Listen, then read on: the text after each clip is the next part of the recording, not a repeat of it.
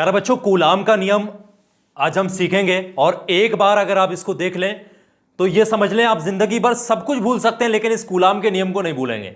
ऐसा मैं आपको समझा दूंगा। ऐसा कंफ्यूजन टीचर ने क्रिएट कर रखा है, बच्चों को समझ में ही नहीं आता। लेकिन आज मैं आपको जिस तरीके से बताऊंगा ना, ये समझ जिंदगी भर आपके दिमाग में बैठ जाएगा। और बच्चों, ये हर एग्जाम में आता है, हर एग्जाम में आता है। ये समझ लीजिएगा, 12th की अगर आप तैयारी कर रहे हैं और 10th में भी ये पूछ लिया जाता है कभी कभी, और 12th में अगर हैं तो 2 नंबर आपके पक्के हो गए। ये मान के चलो 2 नंबर आपके पक्के हो गए। तो समझिएगा कूलाम का नियम क्या होता है।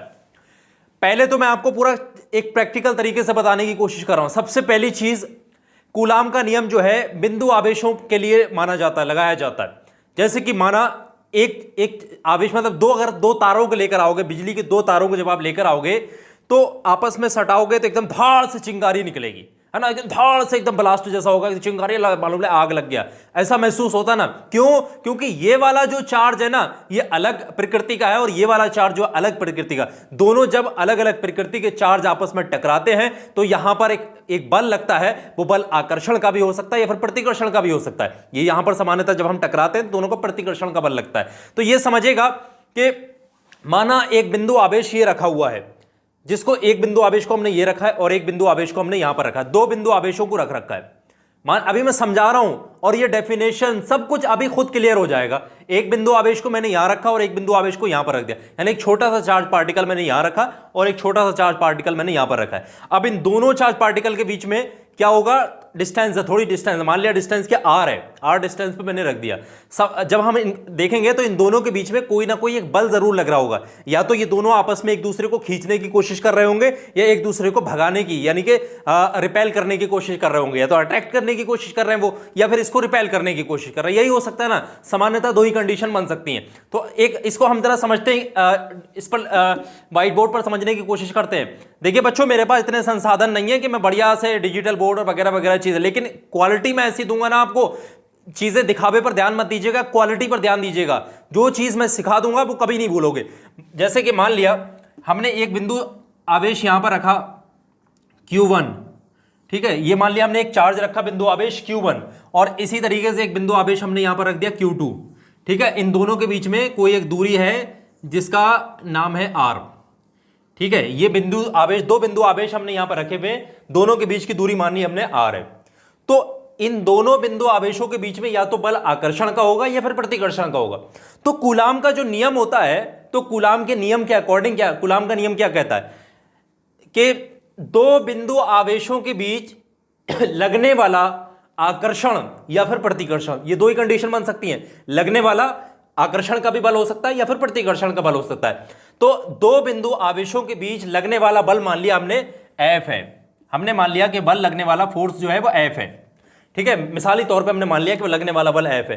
तो कूलाम क्या कहते हैं कि 2 बिंदु आवेशों के बीच लगने वाला जो बल होगा उन दोनों आवेशों के गुणनफल के समानुपाती। पहली बात उन्होंने बोली, एक बात और बोली है वो आगे बताऊंगा। पहली बात उन्होंने बोली, दोनों बिंदु आवेशों के बीच लगने वाला जो बल होगा, अट्रैक्शन का या फिर रिपल्सन का जो फोर्स होगा, वो इन दोनों के मल्टीपल के बराबर होगा, यानी कि इन दोनों के गुणनफल के समानुपाती होगा। मान लिया समानुपाती, समझ लो, ये समानुपाती का ये निशान है, ये समझ समानुपाती का डायरेक्टली प्रोपोर्शनल, ये भी समझना बहुत जरूरी है। जब तक हमें समानुपाती समझ नहीं आएगा तब तक हम आगे की बात नहीं समझ सकते। पहले समानुपाती को समझिएगा।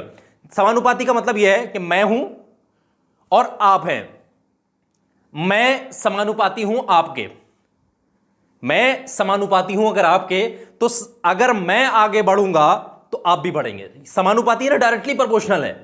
एक चीज दूसरी चीज पर डिपेंड है। एक चीज बढ़ रही है तो दूसरी चीज भी बढ़ेगी। अगर आप बढ़ रहे हैं तो मैं भी बढ़ूंगा, मैं बढ़ रहा हूं तो आप भी बढ़ेंगे। ये डायरेक्टली प्रोपोर्शनल का मतलब है, यानी समानुपाती का मतलब होता है। तो ये क्या कहता है कूलाम का नियम?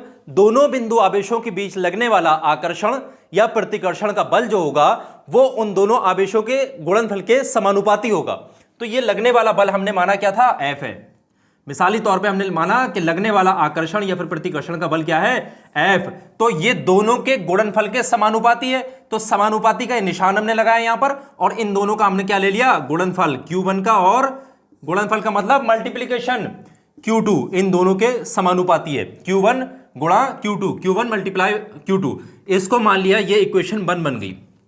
एक बात जो कूलाम ने हमें बोली, वो ये बात बोली गई कि फिर से समझ लीजिएगा, दो बिंदु आवेशों के बीच लगने वाला अट्रैक्शन या फिर रिपल्सन, आकर्षण या फिर प्रतिकर्षण का बल उन दोनों आवेशों के गुणनफल के समानुपाती होगा। यह बात बोल दी गई यहां पर। अब इसी तरीके से एक बात उन्होंने और बोली। अब यहां पर देखें, दूरी r हमने मानी है, अगर ये दूरी बढ़ाएंगे तो बल कम हो जाएगा, दूरी कम करी जाएगी तो जो है बल ज्यादा हो जाएगा। यानी डिस्टेंस जो है बढ़ाने पर बल कम हो रहा है ना, और डिस्टेंस कम करने पर जो है बल बढ़ जा रहा है। तो यानी कि फोर्स जो है डिपेंड कर रहा है कहीं ना कहीं उसकी डिस्टेंस पर भी। तो डिस्टेंस को लेकर के एक बात और कही उन्होंने, और वो बात क्या कही वो बहुत ध्यान से समझिएगा। कूलाम कहते हैं, कूलाम की दूसरी बात जो है वो ये बोली गई कि दो बिंदु आवेशों के बीच लगने वाला अट्रैक्शन या फिर रिपल्सन, लगने वाला आकर्षण या फिर प्रतिकर्षण का बल जो होगा उन दोनों आवेशों के बीच की दूरी के व्युत अनुक्रमानुपाती होगा, यानी कि इनवर्सली प्रोपोर्शनल होगा। अभी पिछली बात में क्या बोला, डायरेक्टली प्रोपोर्शनल, यहां पर इनवर्सली प्रोपोर्शनल। पूरा प्रैक्टिकल बता रहा हूं, यह बात कभी नहीं भूलोगे अगर ध्यान से समझ लो। दूसरी बात में बोली कि लगने वाला आकर्षण या फिर प्रतिकर्षण का बल, दोनों बिंदु आवेशों पर लगने वाला आकर्षण या फिर प्रतिकर्षण का बल उन दोनों आवेशों के बीच की दूरी के व्युत अनुक्रमानुपाती होगा। अब पहले हम व्युत अनुक्रमानुपाती समझ लेते हैं, ये क्या होता है। पहले व्युत अनुक्रमानुपाती, जैसे अभी ये डायरेक्टली प्रोपोर्शनल का साइन क्या था, ये डायरेक्टली प्रोपोर्शनल का साइन बनना था इस तरीके से अल्फा टाइप का। अब इनवर्सली प्रोपोर्शनल वन अपॉन में चला जाता है इस तरीके से ये डाउन में आ जाता है। तो व्युत अनुक्रमानुपाती का मतलब सीधा सा है, जैसे कि मैं और आप, अगर मैं बढ़ूंगा तो आप घटेंगे, अगर आप बढ़ेंगे तो मैं घटूंगा। एक दूसरे के ऊपर डिपेंड नहीं है, नेचर डिफरेंट है। मैं बढ़ रहा हूं तो आप घट रहे हैं। डायरेक्टली प्रोपोर्शनल में क्या था, मैं बढ़ रहा हूं तो आप भी बढ़ रहे थे, और आप बढ़ रहे थे तो मैं भी बढ़ रहा। इनवर्सली प्रोपोर्शनल में क्या हो रहा है, मैं बढ़ रहा हूं आप घट रहे हैं। एक चीज बढ़ेगी तो एक चीज घटेगी। यह होता है व्युत अनुक्रमानुपाती का मतलब, यानी कि इनवर्सली प्रोपोर्शनल का मतलब। ये इनवर्सली प्रोपोर्शनल का मैं साइन बना दिया, वन अपॉन में चला जाता है डायरेक्टली प्रोपोर्शनल वाला निशान, इस तरीके से। तो अब हम कूलाम की दूसरी बात को समझेंगे। कूलाम की दूसरी बात जो है उसके अकॉर्डिंग क्या गया, दो बिंदु आवेशों के बीच लगने वाला आकर्षण या फिर प्रतिकर्षण का बल जो है उन दोनों आवेशों के बीच की दूरी के व्युत अनुक्रमानुपाती होता है। अब बीच की दूरी के वर्ग के व्युत अनुक्रमानुपाती होता है, यह बात उन्होंने बोली। अभी तो मैं सिर्फ दूरी समझा रहा था, वर्ग अगर समझा देता तो फिर कंफ्यूज आ जाते बच्चे। तो होता क्या है, उन्होंने ये बोला कि जो लगने वाला बल होगा उन दोनों आवेशों के बीच की दूरी, जैसे कि ये माना हमने, उन दोनों आवेशों के बीच की दूरी हमने क्या है, दोनों आवेशों की दूरी हमने क्या ली थी, r। ठीक है, ये इनवर्सली प्रोपोर्शनल है, यानी कि 1 अपॉन और इसके वर्ग के व्युत अनुक्रमानुपाती है, ये बात बोली गई है। यानी समझ रहे हैं, ये डाउन में आकर के वर्ग मतलब इसको स्क्वायर के, ये स्क्वायर इसीलिए लगाया गया क्योंकि कूलाम ने खुद अपनी बात बोली है कि लगने वाला फोर्स जो होगा वो दोनों आवेशों के बीच की दूरी के वर्ग के व्युत अनुक्रमानुपाती होगा। दूरी क्या है, r, और उसका वर्ग क्या हो गया ये, और ये व्युत अनुक्रमानुपाती 1 अपॉन में आ गया। अब ये हो गई इक्वेशन 2, ये हो गई इक्वेशन 2। अब जब हम सॉल्व करेंगे इक्वेशन 1 और इक्वेशन 2 को, तो बच्चों जाहिर सी बात है, साफ साफ दिखेगा दोनों साइड में लेफ्ट हैंड साइड सेम हो रही है। तो लेफ्ट हैंड साइड को हम एक बार लिखेंगे और राइट हैंड साइड को सॉल्व कर लेंगे। किस तरीके से, ध्यान से समझ लो। जैसे ये Q1 Q2 आ गया और इस साइड में क्या है, F है और डायरेक्टली प्रोपोर्शनल का निशान लगा हुआ है। तो इस तरीके से यहां पर हम समझने की कोशिश, मैं यहां पर समझा दे रहा हूं। मान लिया ये लगने वाला बल क्या हो गया, F हो गया।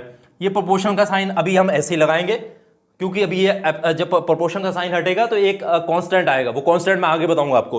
पहले ये f आया और डायरेक्टली प्रोपोर्शनल 2 बार था तो हमने 1 बार लिखा। अब ऊपर में क्या है, Q1 गुणा Q2, Q1 multiply by Q2, और इसकी मल्टीप्लाई बाय ऊपर वाले की मल्टीप्लाई, नीचे इसके डाउन में कुछ भी नहीं है, तो ऊपर वाले की मल्टीप्लाई बाय ऊपर से जब करी जाएगी तो इसकी 1 से जब मल्टीप्लाई होगी तो क्या आएगा, Q1 इंटू Q2, 1 से मल्टीप्लाई होने पर यही आ जाएगा। इसी तरीके से इसके डाउन में 1 है, इसके डाउन में r स्क्वायर है, तो 1 की r स्क्वायर से मल्टीप्लाई होगी तो r स्क्वायर ही रहेगा, यानी कि दूरी का वर्ग ही रहेगा। तो f is directly proportional Q1 Q2 by r square. ये इक्वेशन आ गई थर्ड। अब यहां पर ये प्रोपोर्शनलिटी का साइन हटेगा, तो जब प्रोपोर्शनलिटी का साइन हटेगा तो वैसे तो ये कूलाम का नियम यहां पर खत्म हो गया। अब जब प्रोपोर्शनलिटी का साइन हटेगा तो साइन हटने के बाद में यहां पर एक कांस्टेंट आएगा। जो कांस्टेंट आएगा वो मैं आपको बताऊंगा यहां पर कांस्टेंट क्या आएगा, लेकिन आपको दोनों बातें यहां पर समझ अभी तक आ जानी चाहिए कि जो कूलाम के नियम के अनुसार दोनों बिंदु आवेशों के बीच लगने वाला बल उन दोनों के गुणनफल के समानुपाती होता है, यानी डायरेक्टली प्रोपोर्शनल होता है।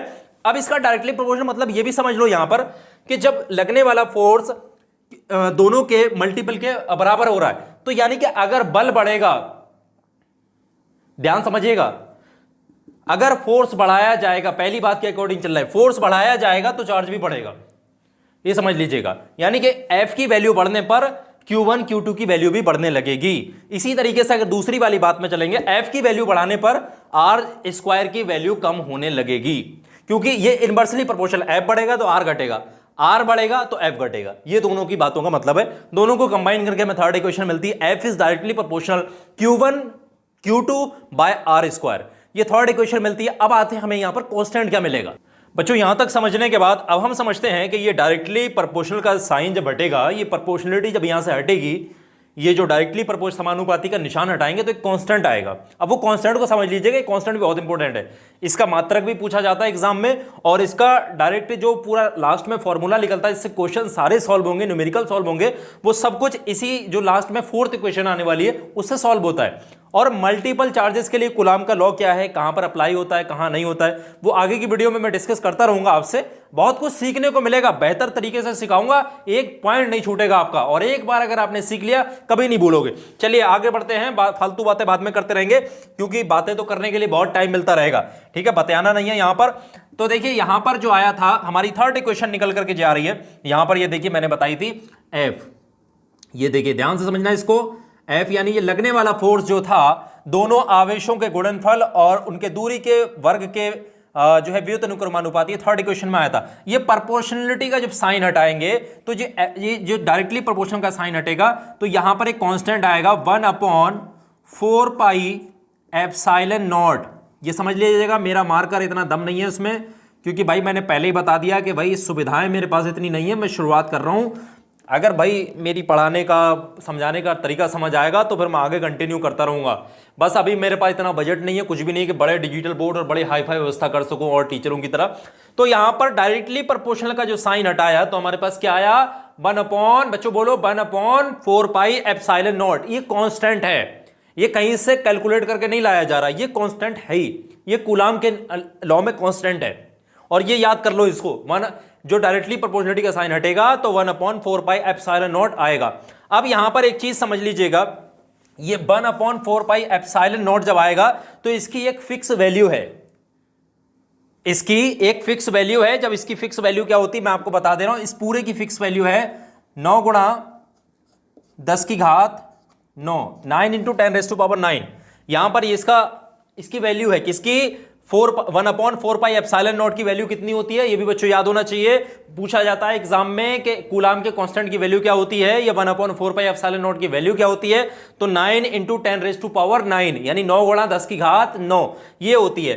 जब हमें ये पावर मिल गई, अब हम कांस्टेंट को वहां से हटा सकते हैं। थर्ड इक्वेशन को हम जब मॉडिफाई करेंगे तो हमारे पास क्या निकल कर आएगा, F इज इक्वल टू 9, अब यहां पर डायरेक्टली प्रोपोर्शनल की जगह हम क्या लिखेंगे, 9 इंटू 10⁻⁹, और उसके बाद हम यहां पर क्या लिख देंगे, Q1, यहां पर इस तरीके से देखिएगा, Q1 गुणा Q2 अपॉन R स्क्वायर। ये बच्चों 9 गुणा 10 की घात 9 Q1 गुणा Q2 के मल्टीपल में है, गुणनफल में है, नीचे मत समझ लीजिएगा, ये समझ रहे यहां पर एक गुणनफल में आ गया है, ठीक है। इतना जब निकल करके आया, अब एक चीज और है, खाली एप्सिलॉन नॉट की एक अलग वैल्यू होती है, और यहां पर जब खाली इतना जब ये फाइनल निकल कर आ गया, F इज इक्वल टू 9 गुणा 10 की घात 9 Q1 Q2 upon R square, ये फाइनल रिजल्ट है बच्चों।